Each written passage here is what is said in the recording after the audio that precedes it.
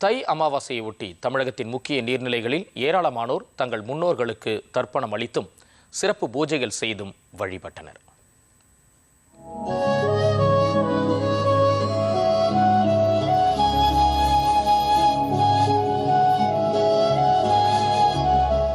தை அமாவாசையை ஒட்டி இன்று மாநிலம் முழுவதும் பல்வேறு இடங்களில் அதிகாலையிலேயே மக்கள் முன்னோர்களுக்கு தர்ப்பணம் கொடுத்து வழிபட்டனர். ராமநாதபுரம் மாவட்டம் ராமேஸ்வரத்தில் உள்ள அக்னி தீர்த்த கடலில் பல்லாயிரக்கணக்கானோர் தங்களது முன்னோர்களுக்கு தர்ப்பணம் கொடுத்து வழிபாடு நடத்தினர். இதனால் ராமேஸ்வரத்தில் இன்று மக்கள் கூட்டம் அதிகரித்து காணப்பட்டது. தொடர்ந்து ராமநாத சுவாமி கோவிலில் உள்ள 22 புண்ணிய தீர்த்தங்களில் நீராடிய பக்தர்கள் நீண்ட வரிசையில் காத்திருந்து சுவாமி தரிசனம் செய்தனர். பக்தர்கள் கூட்டம் அதிகரித்ததையொட்டி பாதுகாப்பு ஏற்பாடுகள் பலப்படுத்தப்பட்டிருந்தன.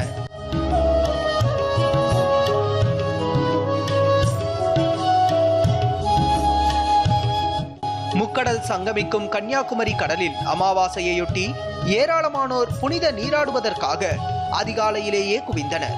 திரிவேணி சங்கமத்தில் புனித நீராடிய மக்கள் முன்னோர்களுக்கு கர்ம பூஜை செய்து வழிபட்டனர்.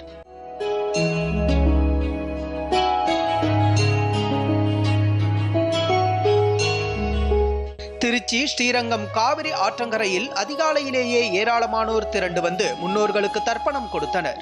ஸ்ரீரங்கம் அம்மா மண்டபம் படித்துறையில் அவர்கள் சிறப்பு பூஜைகள் செய்தும் வழிபட்டனர்.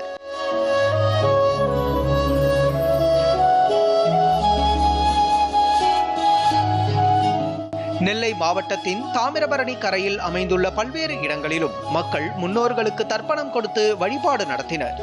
எள் உள்ளிட்டவைகளை ஆற்றில் கரைத்து சிறப்பு வழிபாடு நடத்தினர்.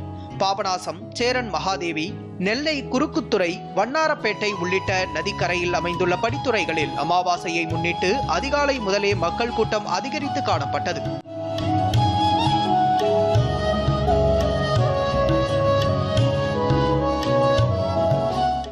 மயிலாடுதுறை மாவட்டம் பூம்புகாரில் காவிரி ஆறு கடலுடன் சங்கமிக்கும் பகுதியில் ஏராளமான மக்கள் திரண்டு முன்னோர்களுக்கு பலிகர்ம பூஜைகளை நடத்தினர். அரிசி, காய்கறிகள், தானியங்கள் மற்றும் பழங்கள் ஆகியவற்றை தானமாக கொடுத்து தர்ப்பணம் செய்து வழிபாடு நடத்தினர்.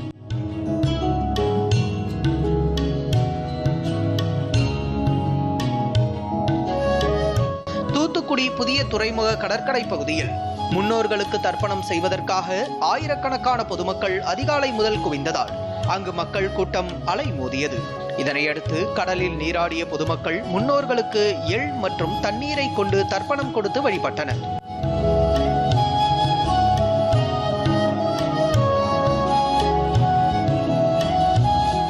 இதேபோல் தஞ்சை மாவட்டம் திருவையாறு காவிரி கரையிலும் ஏராளமானோர் புனித நீராடி முன்னோர்களுக்கு திதி கொடுத்தனர். காய்கறிகள், அரிசி படைத்து எள் தண்ணீரை காவிரி ஆற்றில் விட்டு பொதுமக்கள் சூரியனை வழிபட்டனர்.